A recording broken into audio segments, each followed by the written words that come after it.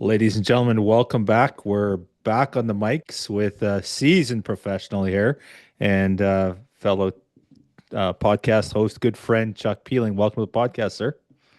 I don't know about seasoned, Kyle. I don't know if that's the right term or not. I don't have as many episodes under my belt, but everyone is a learning curve, I'm sure, for you too. And it never gets old, man. Thank you for having me. Oh, thanks for being back. And I think it's pretty safe to call you seasoned. We talk about if you go sheep hunting once, are you a sheep hunter? You're definitely a sheep hunter. It doesn't matter if you killed one or not. And so you did the first podcast and you were officially a podcast host, but you're definitely a seasoned podcast host and you're great at it too, Chuck. So anyway, Spike Camp, many of our listeners know all about Spike Camp and the great messaging, great program that you guys have over there.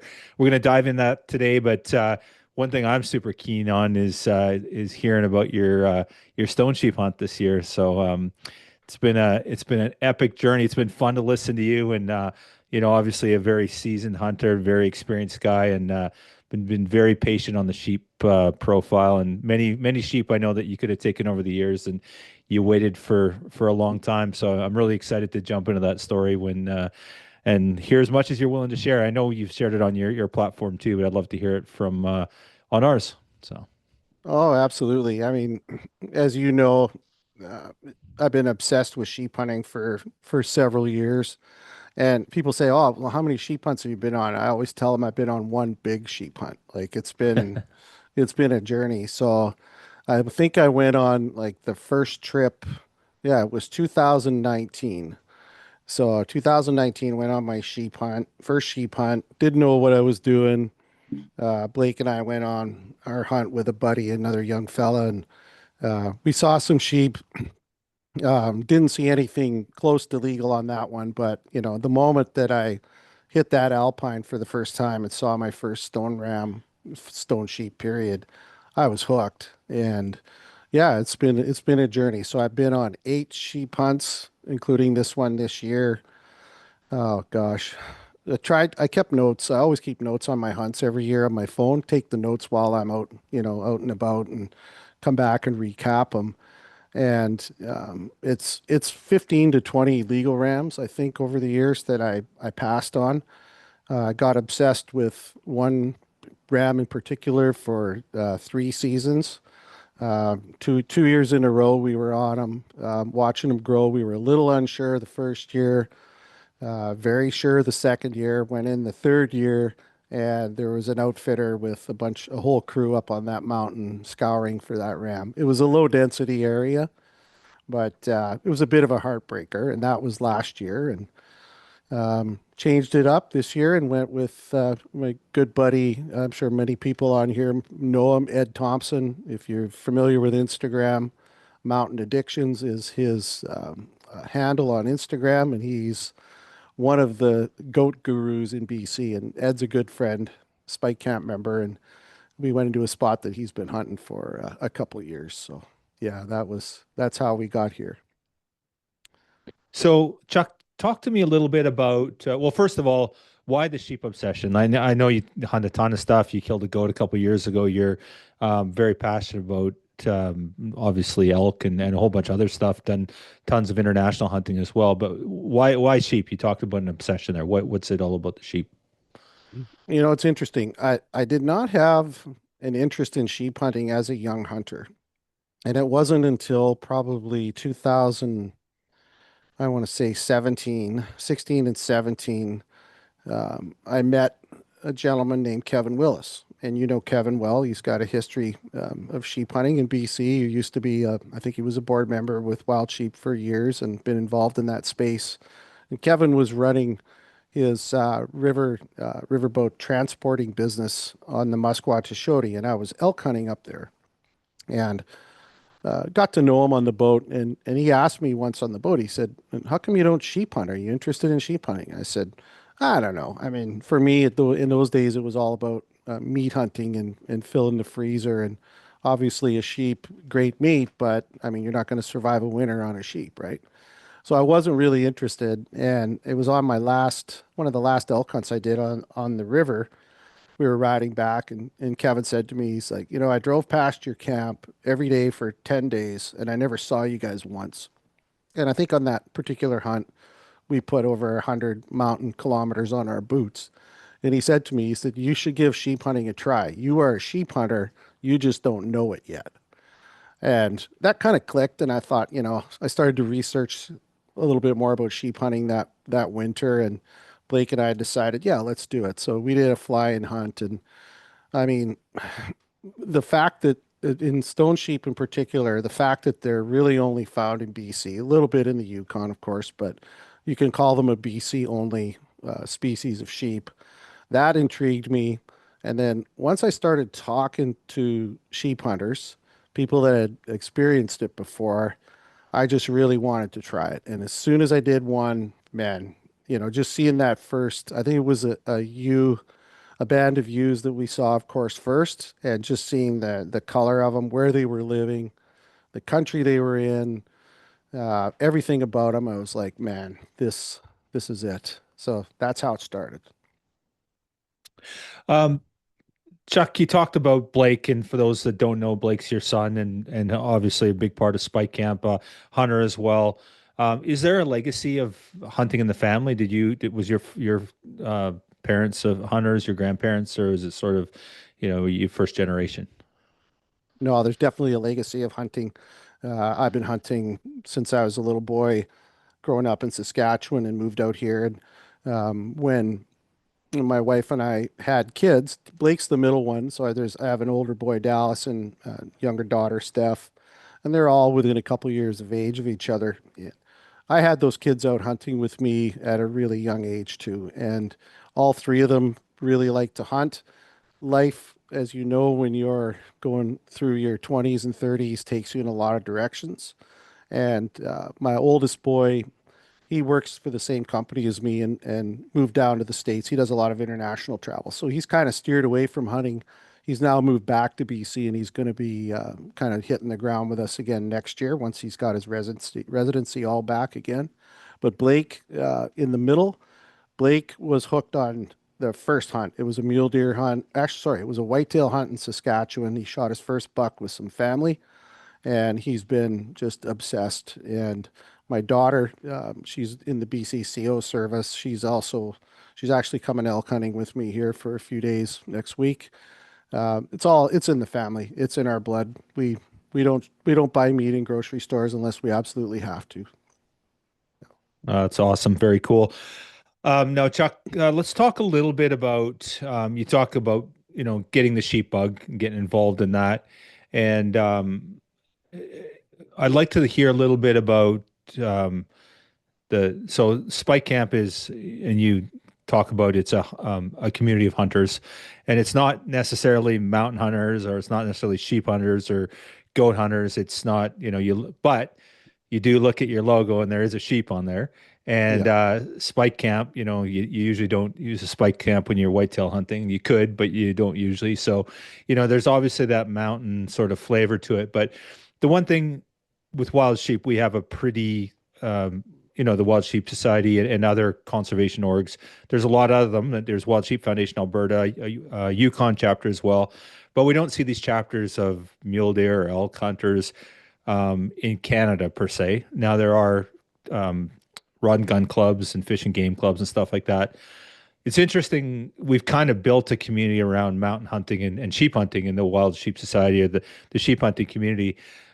Just talk about, sort of what this community is. And Spike Camp is sort of, I think a lot of it's online centric, but it goes beyond that. Obviously, you guys go to events and you're trying to create this family, this community feeling. Let's just talk about sort of this community that we've kind of built here. Did you ever listen to that podcast that we did with Omer a few weeks back? With he was on Talk of Sheep, and it was we talked about our conservation community. Did you get a chance to listen to that Yes. one? Yes, I Yeah, did. so that I think we have something pretty special here in BC, and I don't. It's not a Wild Sheep Society BC thing. It's much bigger than that. Like there's spike camps in that, and so many others too, right? But I'd like to just, you had this vision of spike camp. You and Blake created this cool community, this conservation community. and it has a message that I automatically you called me up and told me the concept. I'm like, we're in. Like Yeah, for I sure. needed Yeah. all of half a second to think about it. But maybe just touch a little bit on this community of hunters we've created and this community we've created here in BC, Western Canada, whatever you want to call it. Sure. Yeah. So if you go back, back to what was the year where we had the unfortunate amount of short sheep shot? What was that? It I think it was was 20. 2020 was the bad one. It was 20 or 21. Yeah, Yeah. maybe 21. Yeah. Well, if you recall, Kyle, I think so. Those most people know if they know us, they know, kind of know the story behind Blake. But Blake is in the digital marketing space, that tech sector of web design and digital marketing and all that, right? And him and I were coming back from an unsuccessful in terms of no tags filled sheep hunt, but a very successful sheep hunt as far as our growth and learning. And this was a later season hunt. It wasn't opener. I think we were no, mid-September. I think we were driving back and we pulled up one of your podcast episodes. I think it was, I can't remember who was on, but there was some discussion about how many sheep had already been taken that were short. And that got us pretty worked up. It really got Blake worked up. And, we at that time, I think we had passed on at least one or two rams that were probably legal, but more also probably only six or seven. And Blake he was upset that the hunting community was undereducated in his opinion and making poor decisions. And people can blame anything they want for making those decisions. It could be the pressure of social media, the gram, the grip and grins, the status in your community, any of those things. But at the end of the day, if you shot a short sheep, you click the safety off, you put the crosshairs on that animal, and you squeeze the trigger. So you're responsible. So in his opinion, in my opinion too, he said, we got to do something about it. And if you remember, he got back and we called you right away and said, Blake wants to put together a resource, just can put all the resources that we can find together on a page, on a web page. And he created a quick website. I think it was Aging Sheep or something like that. And that was sort of the thing that set us, it's kind of set the hook that we should get involved. And we realized, that there was a lot of things happening in the hunting space. It was a couple of years before that we'd lost the grizzly bear hunt here in BC, and when that happened, we had people scrambling in all kinds of directions. Like Wild Sheep Society was promoting, involvement and engagement to try to get in front of it.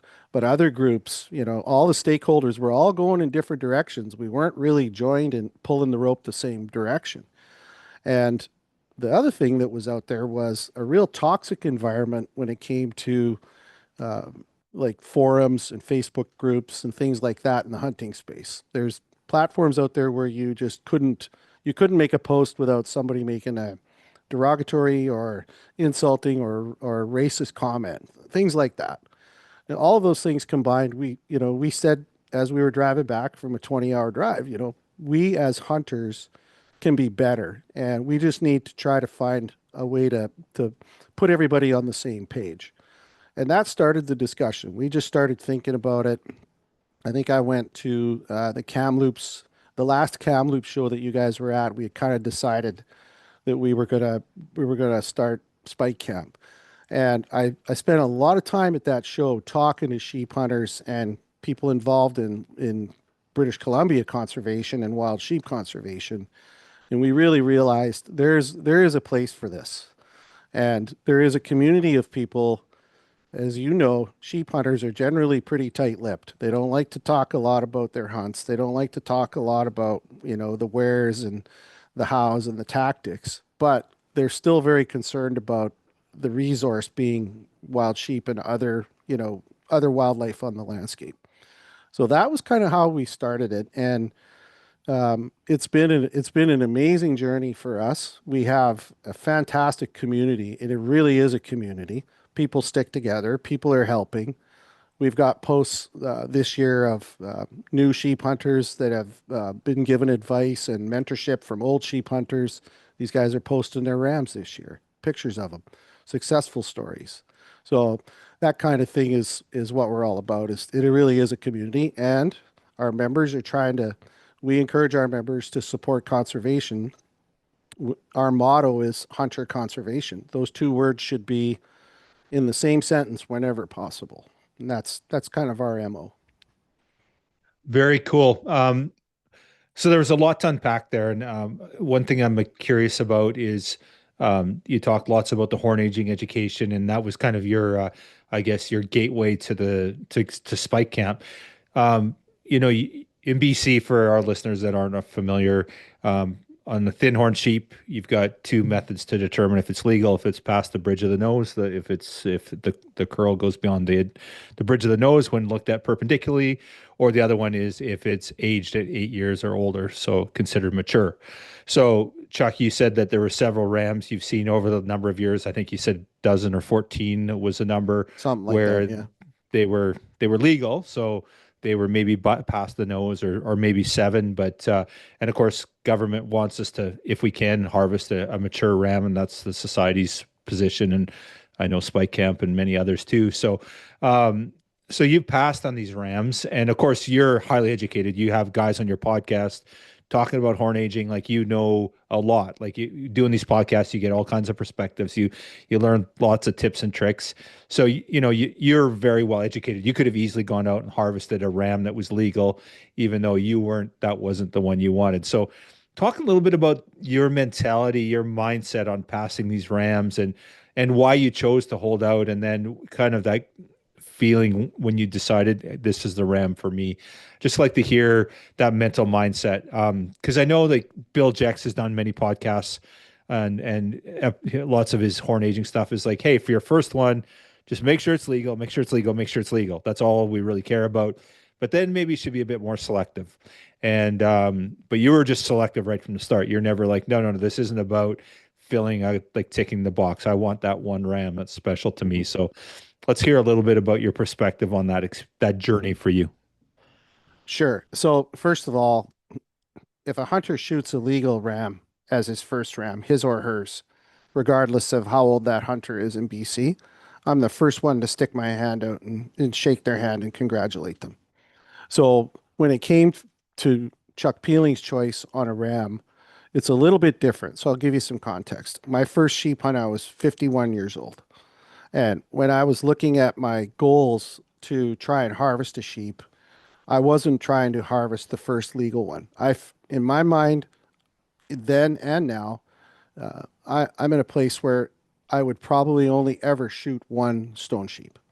And so for me, it had to be a very special ram. It had to be the one. And I've said that all along. I've passed on rams. And again, yeah, legal. Sure, I could have shot a 7-year-old that broke the nose by a half an inch. But for me personally, I looked at that and went, that's not the decision that I want to make. Now, if my son or any new hunter or any hunter for that matter that I'm hunting with that wants to shoot a ram that's legal by curl, maybe not necessarily by age, if you're looking at it from that perspective, that's their choice and it's legal and I have no problem with it. But from my perspective, also, as the one of the faces of Spike Camp and someone who's very involved with wild sheep conservation in BC, I just felt it wouldn't be a decision I would want to live with to shoot something that was just legal. And I was prepared to not shoot a ram. If that meant, I go on 3 or 4 or 5 more hunts and then, hang it up because my knees can't do it anymore and I didn't have a sheep on the wall, I was totally fine with it. So that was my perspective.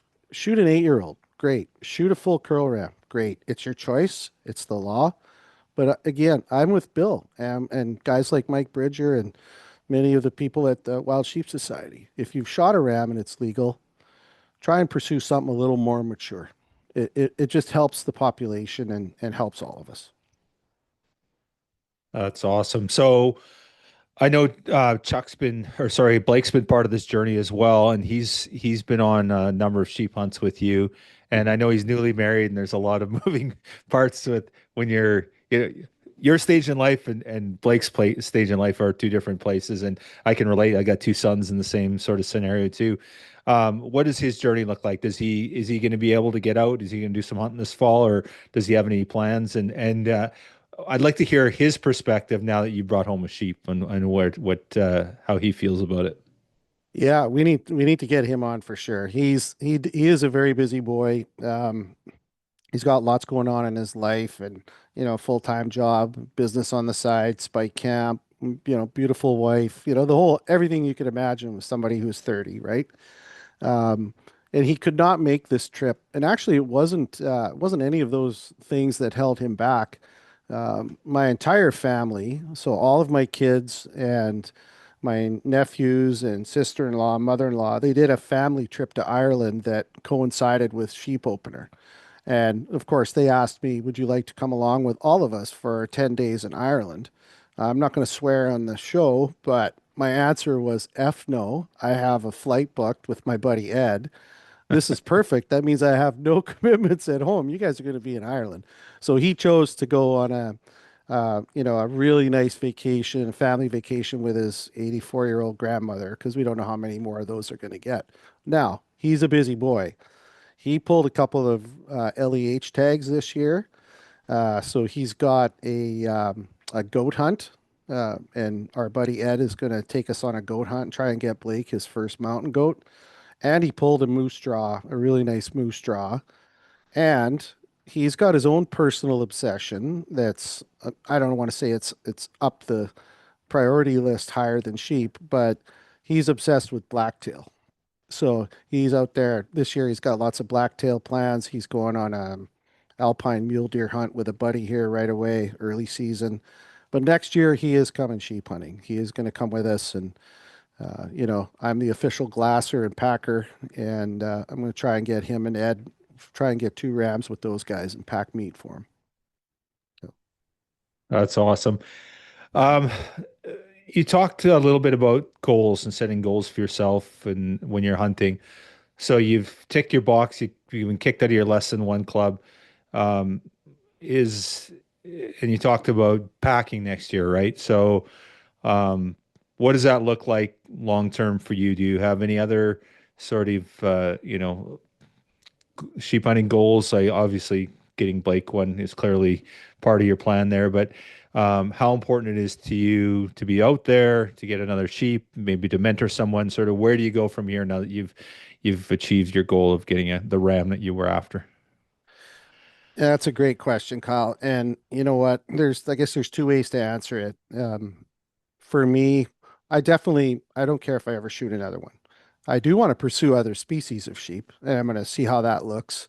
I don't have a definitive plan. The budget for for some of those sheep is pretty high, and that's going to require some approvals and sacrifices from myself and approval from my wife if I go down that road, or lucky on LEH. But we're gonna take a look at that. But for the immediate future for sheep hunting, yeah, I wanna try and help others, in particular Blake. I want to see him experience what I just experienced as far as that, harvest and taking a nice ram. And Ed's been just a great buddy, and he took a ram when he was younger, a full curl legal ram, but in his words, it wasn't, if he had that choice today, he would rather wait and hold out for an older ram. So he's looking for the one like I was. So both those guys are like my priority. I want to make sure both of those guys kind of reach their dream for sheep hunting.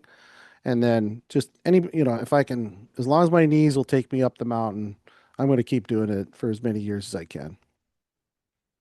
I think that's the thing with sheep hunting is if you stay in reasonably good shape, you can do that, right? And Hmm. one thing that I found, and with the early sheep hunting that I did, put a lot of miles on, and I feel like now you maybe don't need, like if you're in sheep country, you just need to get eyes on glass. You sort of evolve as a hunter, and you've seen it yourself. You started doing this in 17. You've had, like you said, a dozen sheep hunts under your belt now. Probably your strategies from 8 years ago to where you are today, they've evolved during time. And there was a story I've heard. I think BC Yukon, one of the guys used to tell the pilot, I think it was Bruce, would say that Hmm. he'd fly a guy in October. It was right before like 10 days left in the season. He'd drop him off and he'd just sit there and he'd wait for snow. and those rams would just come down, and he would harvest one just off the lake every year, and he was in his 80s when he was doing it. So I Hmm. think if you're willing to adapt and hunt smarter, not harder, you're probably going to have some limited success too, right? At the very least, you're still out there. Oh yeah, for sure. And we took a very calculated approach this year, hunting with Ed. Again, we've talked about it on some of our shows on our sheep camp series about finding the right partners, right? The right sheep hunting partner or partners. And Blake's always been kind of my number one sheep hunting partner, and started hunting with Ed last year, and we get along really well. And this year, going into this hunt, we had a very calculated plan as to, how many days we were going to be there. It was a fly-in trip, so we fly in.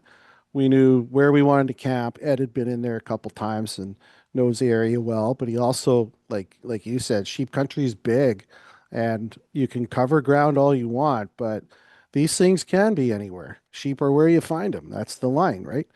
So we had a very calculated approach, and yeah, the work was on the front end, getting into sheep country, and then we slowed things down, and we spent a couple days at each camp spot that we wanted to work, watched, sat and glassed, 2, 3, 4 feeding cycles, took inventory of what was in the area, then moved to the next spot that we wanted to try, and that's basically how we did it. And again, it wasn't a lot of hard work once you were there, but getting there was. And I mean, there's so many challenges, right? The heat, the weather, the bugs, the rain, the storms. Like, you still have to get through all that. But yeah, yeah. So as long as I can hobble up a mountain, I'm going to keep doing So on that note, are you an early season guy or late season guy? it. We talked about this quite a bit. So Ed and I think we're any season guys, but we get so damn excited when we hear openers coming. We want to be the first guys up there. So that might change. That might change over time, but we like opener. I think it's I just don't know if I could sit back and watch social media and watch Spike Camp for the first 3 weeks of sheep season. I think it would drive me crazy. Um, so when you seen your ram, when you spot him, were you like, okay, no, that's the one, like that, we got to kill that ram, or like what, Oh talk yeah. me through that sort of spotting that ram, for the first time, what that experience was like. Can you talk me through the hunt or share as Sure, much yeah. as you're willing to? I'd love to Yeah, hear it. absolutely. So yeah, so it was an opener hunt. We flew in, and of course, like I said, Ed knew where he wanted to go. I had helped him a little bit with some reconnaissance and some intel on that spot a couple years ago, so I was pretty familiar with it as well. I'd never hunted it, but we were on the same page where we wanted to go. So we fly in, got to our we got to our the first glassing camp on day two. Started to see some sheep, took inventory. It was pretty quiet. We just started selectively moving around into a couple different areas. Made a camp. I think the longest we stayed in one camp was 3 days, I think, and we had one weather day. But during the first 6 days, 7 days of the hunt, we saw a few rams, quite a few, probably four for sure that were young rams that broke the nose. One maybe one side would break the nose by a half inch, or both horns would tip over. But a lot of nice sheep. Really good young rams. Glimpses of a couple of mature, good rams, but quite a ways off in different country. We did run into some other hunters that were in a spot where we kind of wanted to get over to, so we decided, well, there's a whole section of new country that we want to try, and that Ed kind of wanted to try for a couple years. So we worked our way over. I think it was, I want to say, day 8. We work our way up this one valley, and we get camped at the end of the drainage. And it was about, I think it was 2 o'clock in the afternoon. We'd set up our tents, and we just nicely get set up. And I don't know if you do this or not, Kyle, but we both pack those light chairs. I have one of those little Helinox chairs. It's going on every single hunt I go on now, man. It was just money. So anyway, we're 100%. we're sitting in this. We're camped at a pretty open spot. Of course, there's no trees, and we could see kind of three directions up, three different drainages, sort of two drainages and then a big bowl. And I sit down with my lunch at 2 o'clock. And I sit in my chair and I open up my, my lunch bag, pulled out something to eat, and I just looked across the valley and I could see something sitting on this ridge on a finger at the base of this mountain. And I pulled up my binos and I got a mouthful of granola bar or whatever, and I pull up my binos and this sheep is staring right through me. And the first thing I see is his horn, his right horn is way over his nose. And he's just staring, chewing his cud. You know that feeling when you look up and they are looking, like I said, right through you. And I've said all along, people have heard me say this, and you have to.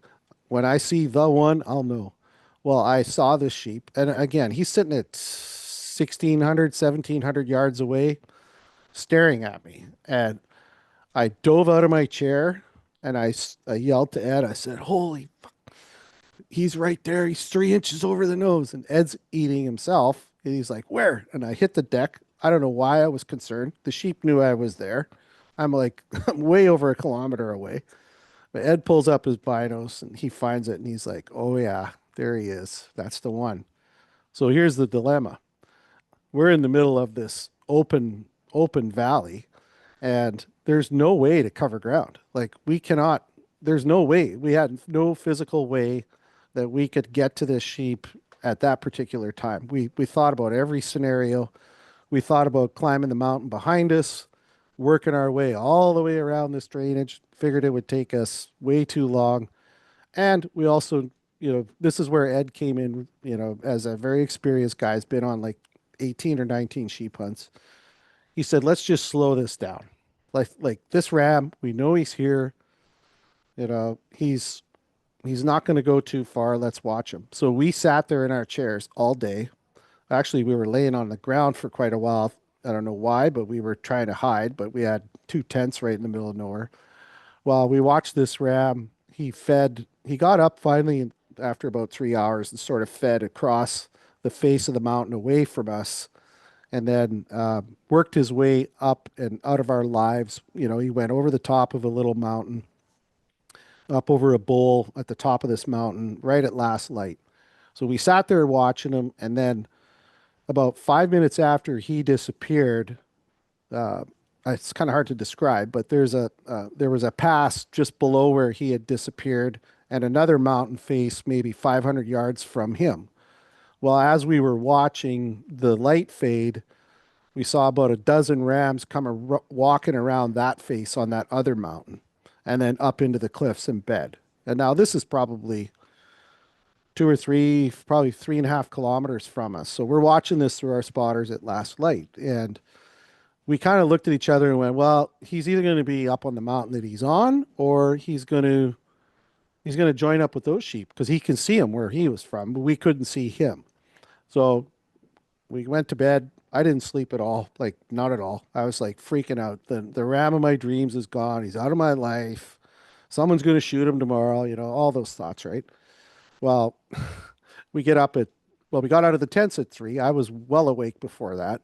We get out of the tents at 3 o'clock and have a coffee and get organized. And we, as soon as it got barely light enough to kind of glass our area where we had seen him, we spent a while glassing and decided, well, we're going to go pursue him and see if we can find him. So we went up that pass where we thought he may have crossed and joined. And sure enough, right, it sort of there's really only one way across it. We get to the trail going up through this saddle, and Ed stops and looks down. And there's a fresh pile of sheep shit right on the trail. Like literally, you could see where it looked like a sheep had come down the mountain from where he was, left some sign on the trail and then went up. So I was like, okay, he's probably with them. So we spent the morning kind of sneaking around. We found that other band of rams, did a head count, and he wasn't there. We're like, oh shit, There was a couple good rams in there that weren't going to make it for this year, but who knows? Maybe next year, if they're still around, there might be something nice there. So we watched those sheep for a while. Then we did a big loop around behind where we had camped a couple days before. Long story short, we put on probably 10 or 12 kilometers that morning trying to find this sheep, checking off all the boxes. And then we did a big circle and came back and said, okay, well, let's go back to our camp. We'll stop along the way and we'll glass the bowl that we were camped in. And it's a big bowl, big, huge basin with sort of two directions that you could go once you got up to our tent. Big, wide open country. Well, sure enough, we find this little spot where we drop our packs. It's 2 o'clock in the afternoon again, 24 hours later from when we saw him the first time.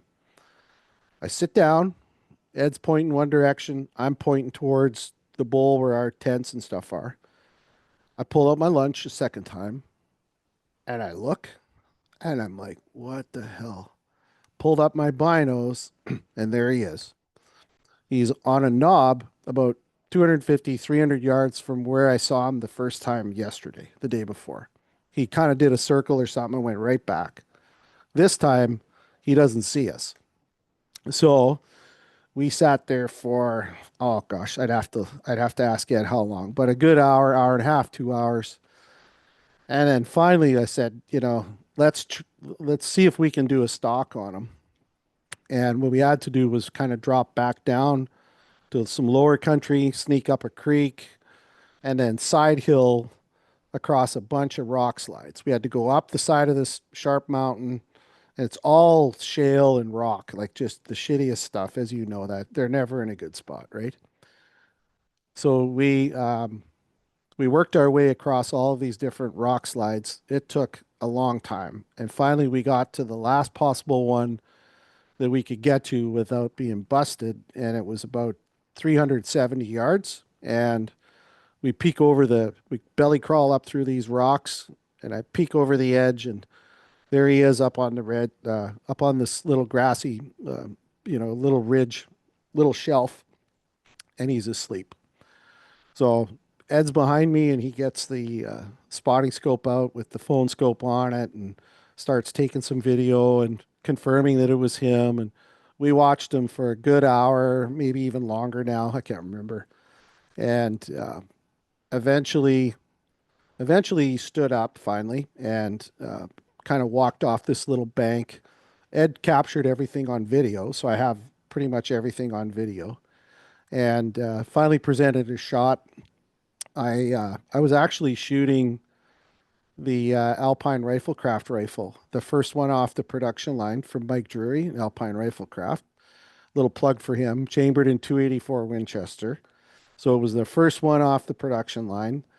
I spent all spring and summer working with that rifle, doing some load development. I had almost 300 rounds through it by the time I got to the sheep hunt, and fired the first shot, and I hit him. He was broadside, but I hit him a little bit high, right behind the shoulder, but sort of below the back strap. There's that little void where you're above the lungs, but you're below the spine. So it kind of just chipped the bottom of what would be the vertebrae in the backstrap. So it hit him hard, but he spun around and kind of ran about 10, 15 feet and then stood broadside again. And when I'd fired the shot, I was I was laying in a real precarious position. So I was on my stomach on about a 45-degree angle. I had to dig toe holds in the ground to keep my feet steady so I didn't slide down this rock slide. I had to lay like that for over an hour. And I was shooting off a bipod. But when I fired the first shot, the muzzle brake just erupted all this dust. So I lost the sight picture. So Ed's behind me going, you hit him a little high. He's right below. He's turning around. And then all of a sudden I saw him and I gave him another shot. And then he disappeared out of my sight again. Saw him for a second. I gave him a third shot that completely missed. And then Ed's like, no, no, you got him. He's tumbling down the rocks. So that was how that went down. So you know that feeling, Kyle, because you've got that beautiful sheep sitting over your shoulder. When that moment happens and you realize it's finally done, it's like a floodgate of adrenaline dump and emotions, right? So yeah, that was the stock and ironic too, like so many things to unpack as you know there, but like Ed said, this one was meant to be because you saw him the first time and you saw him the second time. So yeah. That's crazy. When you were so on the day you killed him and you seen him, you were down below him and you seen him. What range was he at that point when you seen him on that knob? Oh, 1,000 yards. Okay, yeah, Yeah. right So on. first time he was 1,300, no, 1,600, I think. Yeah, 1,600. He was 1,000 or 1,100 on the second day, but it was like the stock was brutal to get over there. Like the side hill was just sketchy as shit too. Yeah. So there's that moment when you sort of crawl up and you're sneaking over and you peek out and you look and you see him there. Talk me like what's going on in your brain when you see that ram there. You're like you're in range. He's there. He doesn't know you're there.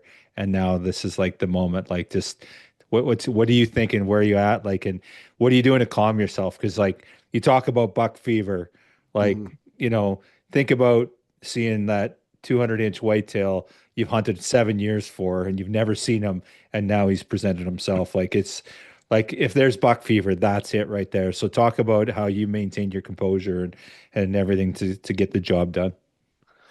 It's weird. This is funny because we talk about this a lot, and I always say to people, if somebody tells you they don't have buck fever in a situation or have never had it, they're full of shit. We all get it. I don't care who you are. I don't care how experienced you are. At some point in your hunting career, your nerves, your heart rate, and your adrenaline are going to take over your mind, and you're going to get the shakes. You're going to have self-doubt. You're going to freak out, right? Like it happens to all of us. This one was really, really weird. I have not experienced this before, but ever. And I think part of it is the fact that this journey took me so long and so many miles and so many opportunities that when I finally got set up with my rifle and pulled my rifle up and looked through the scope at this ram, the thing that crossed my mind first was this is going to happen. This is going to freaking happen. This sheep has no idea I'm here. Even if I miss the first two shots, he can't go anywhere. He's got to come down, or I'll know where he went. And for the first time in my hunting career, it felt to me like it's over. And then things just slowed down. I didn't get the buck fever on this occasion, and I've had it a lot. I've had it on lots of animals, but I didn't get that. Things actually just slowed right down.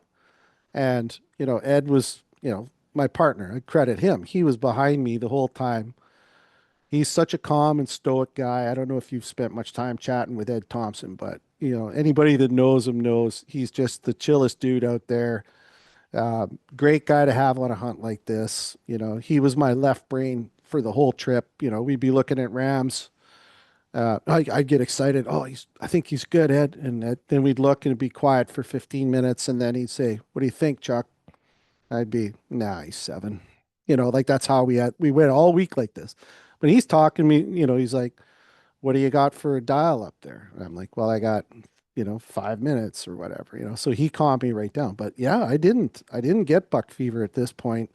Now, when the lead started flying and when he said I hit him high and I pulled up and looked and got him in my scope picture again, I could see the blood. I knew he was going to die, but Ed and I both share a lot of the same philosophies. And one of those is if that animal's standing, you just keep shooting. Like it doesn't matter. We don't want this. It's not that we're worried about him getting away. I don't like animals to die a slow, misery-based death. They've got to go down quick. And I like to kill things with one shot. I spend a lot of time behind a rifle. I spend a lot of time precision reloading and hand loading all my own ammunition. And honestly, that was all I was worried about was like what kind of death is this poor animal going to get? And yeah, so no buck fever, but the adrenaline dump certainly happened, especially when I walked up to him. Then it did. Talk a little bit about when he went down. So he starts tumbling. You're getting ready for another shot, and Ed's like, "No, he's down. He's tumbling." what's going through your brain then? Like you're like, okay, this guy, it's done now. Like when they start tumbling down the mountain, it's all over. It's just a matter of recovery now. So where's your brain at that point? So Chuck, sorry, Ed tells you he's down or he's tumbling. What's your first word out of your mouth? Well, so yeah, so Ed's words were, "Oh, he's going down, he's tumbling." And I pull up and I look, and the way this mountain is, like we're side hilling and shooting on an upward angle, right, at 370 yards. So there's three or four more rock slides, drainages in between us. And so once he did his first tumble, he's out of sight. We can't see him anymore. Like we didn't see him fall. We just knew the rock bench he was sitting on and where he fell from. And so I turned around, and of course, I didn't see him tumble because I was eating a mouthful of dust again from shooting this rifle on a rock pile. And I looked around and I said, "Ed, is he dead?" And Ed starts laughing. He's like, "Yeah, he's fucking dead. He's tumbling down the mountain." And I I jumped up, and then of course, then that's when the emotions hit, and the hug and the congratulations and the laughs and all that. And then we stop and we're like, "Okay, how do we get to him?"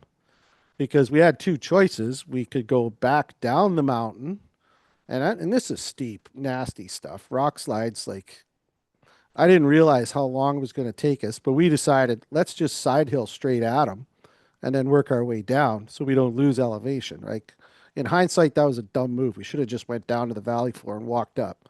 But it took us an hour, probably an hour and 15 minutes to get 300 yards over these rock slides. Like we were up and down, trekking pole hell through these, boulder fields and rock slides. And then we get to the one where we thought he went down because, it changes as you get closer. And we look and there's no sheep in this one. I'm like, oh my God, are you kidding me? Ed's like, he's dead, man. He's there. Like, just relax. And of course, my mind's racing. And then we pop over the next one. And yeah, it was probably, I don't know, we didn't measure it, but I would say 300 or 400 feet of just bouncing on rocks all the way down. And it was a nasty, bloody mess at the bottom, but nothing got broken. But yeah. So then we work our way over to him. So there's that moment where you're walking up to him. So now, keeping in mind, you just spent the last hour and change getting to him after the adrenaline of killing Yeah. him, and you're walking over there. I've walked up to some rams that are, you knew they were legal, you'd done your homework, but until you get your hands on them, there's just something in your brain that just like you just got to look and you got to count the rings or see that Yeah, exactly. he's like there's just something like it. I can't explain it, and until you do it, there's just like that. Like I don't care if he's 6 inches past the nose, you just walk up to him and you just got to see it. It's just Oh yeah. I don't know what it is, but what was your dialogue like with Ed as you guys walked up to it and sort of when you put your hands that first time you reached down, you touched those horns. What was that like? Well, I'm glad you asked that because so one thing about Ed too that I absolutely love, this guy loves his phone and loves his camera. So he's got a lot of like footage. We could do a complete like film for YouTube if we chose to. What we are going to do is we're going to do a live stream on Spike Camp, and I'll share photos and videos there. I'm probably not going to make a movie out of this because it's not that great it's not film quality, but there's some really good moments that he captured on his phone, and one of them was me walking up and grabbing those horns, and then that sort of a story, the story dump, if you will, like tell us what just happened. And I remember we were a little bit above kind of as far as altitude. We were, 50, 60 feet above the ram when we found him. So we're coming down and I'm looking and all I see is blood all over this poor sheep because he had two big holes in him, and he tumbled down the rock. And I'm like, ooh, that's not exactly photo friendly, but he's dead. And I'm thinking, oh my God, I can only see his left side. And I'm thinking, oh my God, the right side is the one that's full curl perfectly. Like it's a wrap right around. You've seen the photos. And I'm thinking, oh, please don't be broken off. Please don't be broken off. And then I walk up and Ed's got me on film walking up and grabbing it. And we both just are like, holy shit. This is, ground shrinkage. It always seems to be what everybody says in that nervous moment when you grab your sheep. Uh, but there was no nervous moment of him being legal or not. It was more of like the shock of how nice the sheep was. That's what hit us. And so I grabbed his horns and kind of, I still had my pack and everything on. And this is when the emotion dump happened, like the big one. And, I just sat down and Ed captured everything on film there. He videoed me. I like to, it's just something I do. I usually have a thank you for the animal, for giving its life. That's something I've always done.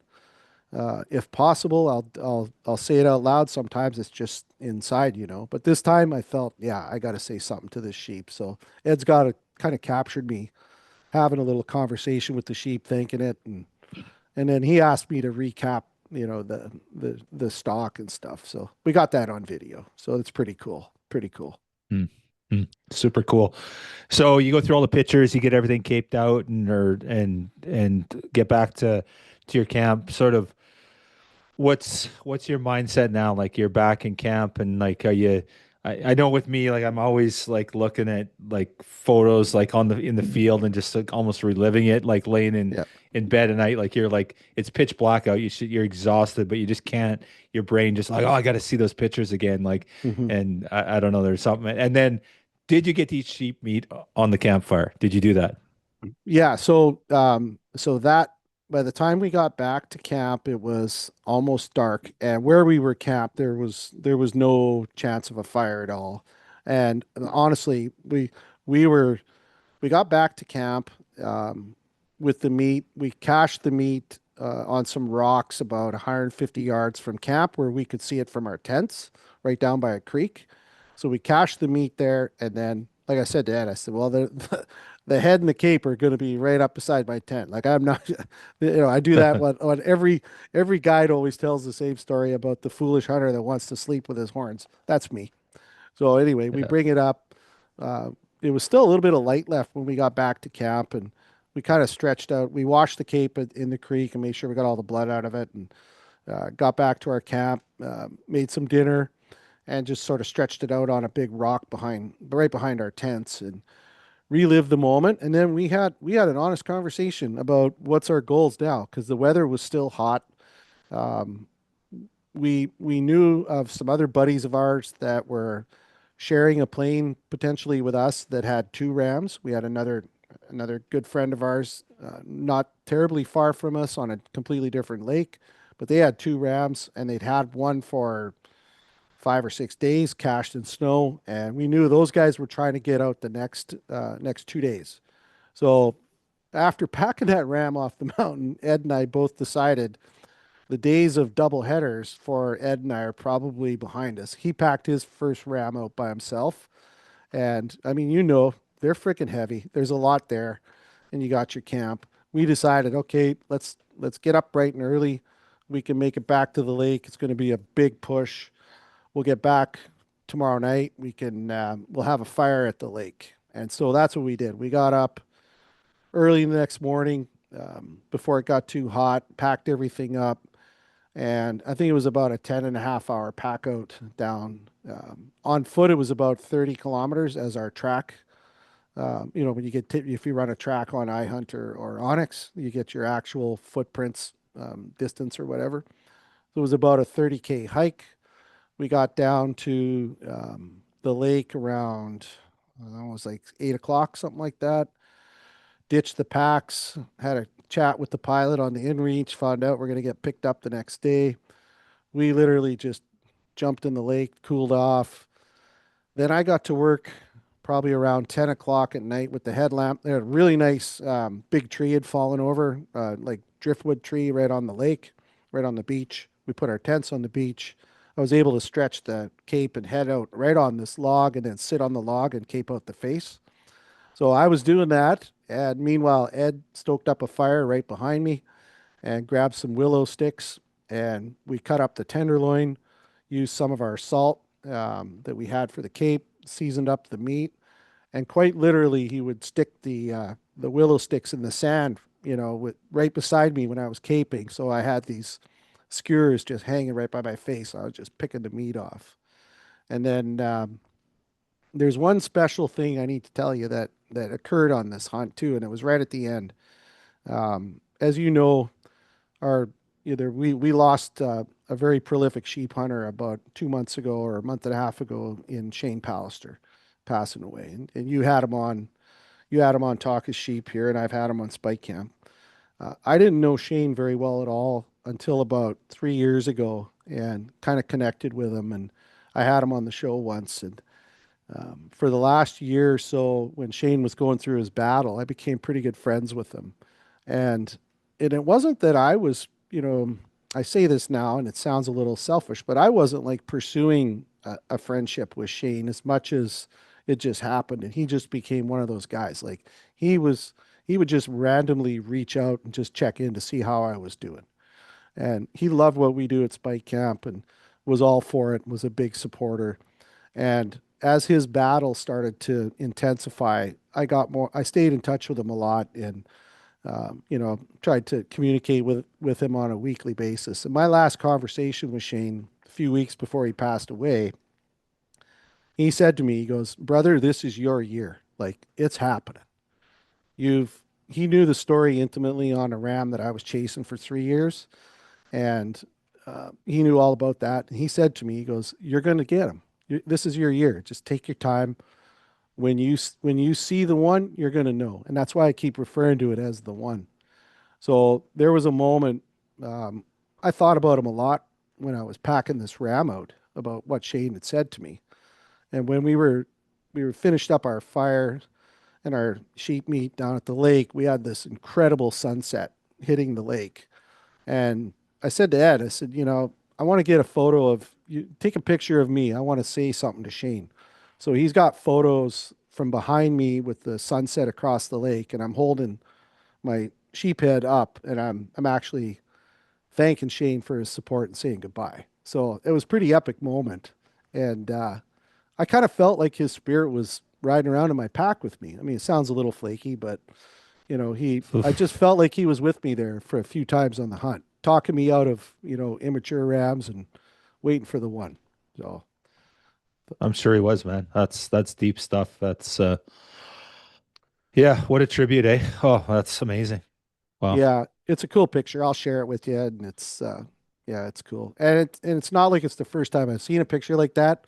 To be honest, Ed had a picture of him holding his skull up when he got his very first ram. So I was like, let's do a picture like that, Ed. He's like, yeah, we'll say goodbye to Shane, man. I was like, yeah, that's what I'm gonna do. It was pretty cool. Yeah. Yeah, super cool. That's the one on with the you holding the ram above your head. Yeah, Yeah, that's in amazing. the Yeah. in the moonlight. Yeah, yeah. Yeah. So fitting. Yeah, that sheep meat tastes pretty good when you're sitting by a Oh, campfire. oh my God. Yeah, Yeah, yeah, it's yeah. It was different, isn't cool. it?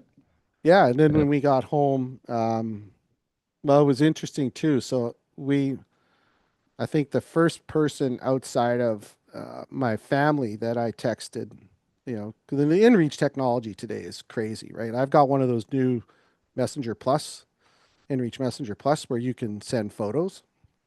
And so I had texted my family there in Ireland, and of course, Blake's freaking out. He wants to know every detail. It's 9 hours ahead, so give him the details. But the first person I texted outside of that was Bridger, was Mike. And he's like congratulating me, and he's like, "You got to stop in." And so it took us a while to get home because throughout the journey at Spike Camp, the one thing that I'm most happy about with Spike Camp is the amount of friends that Blake and I have made through the community, like real true friendships with people.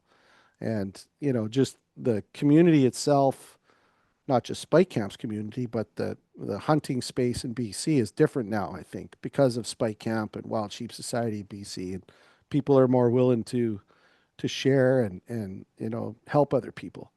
And I think I had 5 stops on my way home. Like people wanted to put their hands on my ram on the way back. And, you know, it's incredible the amount of people that just love sheep hunting and get it, that understand what it's all about.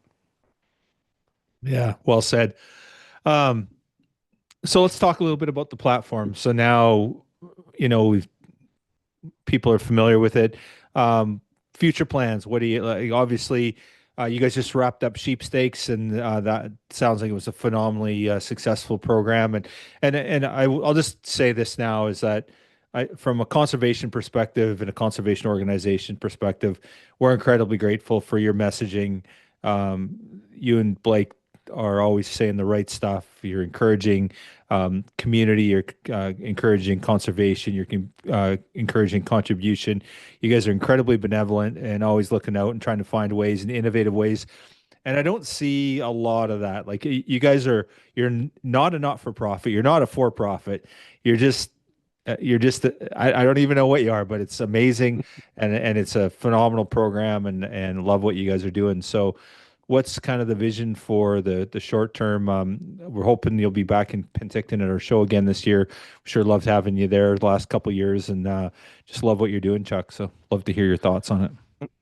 Well, yeah, and thank you for the opportunity to talk about Spike Camp too, because it is obviously a super important part of my life, and I do like to share our vision. Honestly, the vision for Spike Camp has been a bit of a moving target. Just like any project that you embark on, you'll have what you think is your master plan, but things tend to change. And we started off really trying to support and partner with you guys, Wild Sheep Alberta, and the Goat Alliance were the three kind of founding groups that supported us by sending the message to your membership. As we grew through the first probably year and a half, at the time, my vision was let's try to spread this throughout other chapters of the Wild Sheep Foundation, chapters and affiliates. And we did. We, as you know, we were at the summit last year in Calgary for all the chapters and affiliates, and I've made some tremendous friends, and we brought several chapters on. But one thing is sort of remained true throughout Spike Camp's journey, and that's we've really realized it's a Western Canadian platform, more so about Western Canadian mountain hunting and the community of people in Western Canada. Not to say that our American friends and some of the other chapters aren't involved, but I mean, we have most of the members of Spike Camp. I think I have to pull the actual numbers, but I want to say probably 75-80% of the members are British Columbia residents. And then the balance, the next in line is Alberta. And then it's a smattering of, Yukon and other Canadian provinces and the US. And with things going the way they have the last year, and I'm sure you're feeling it too, it's nice to attract some partnerships with American hunting companies and brands and equipment gear, clothing, all of that. It's been challenging to get these companies to support either financially in terms of buying advertising with us. What we found though is we have some amazing companies that want to support the movement that we have with Spike Camp. And again, it's not all about trying to make money. I just want the thing to sustain itself, and it does now. We have enough support from vendors that pay for advertising that I don't need to worry about it. And quite frankly, I fund it personally anyway. But what I've found is companies, especially in the last 12 to 18 months, there's not a lot of budget anymore from hunting companies to really spend, for advertising and stuff. However, they are willing to share their product. And what we have found is, okay, that's got a lot of value. If we can get gear in terms of partnerships in lieu of say advertising funds, I can do a lot with that gear. I can give it away. I can incentivize members. I can gamify the platform. I can make it fun. And that's what we've been doing is we have the monthly rewards program. Really good odds if you're a member of Spike Camp that you're going to win something someday. And all you got to do is participate on the platform.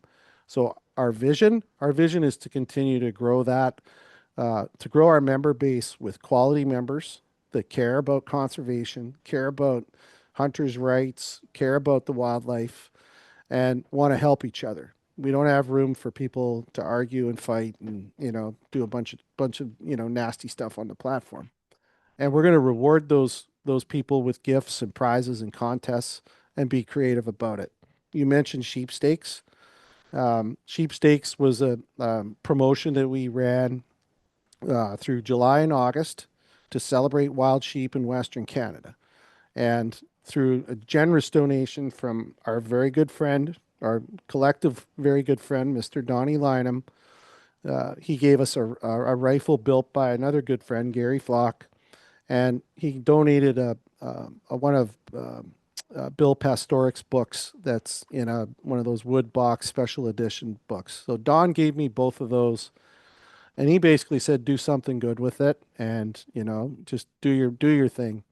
So we decided, well, let's try and give back to wild sheep here in Western Canada. So for basically for 2 months, we basically had this contest running where if you spend money at any of those three wild sheep organizations, BC, Alberta, Yukon, submit your receipt to us, and we give you, I can't remember exactly, I think it was a couple entries for every dollar that you submit a receipt for.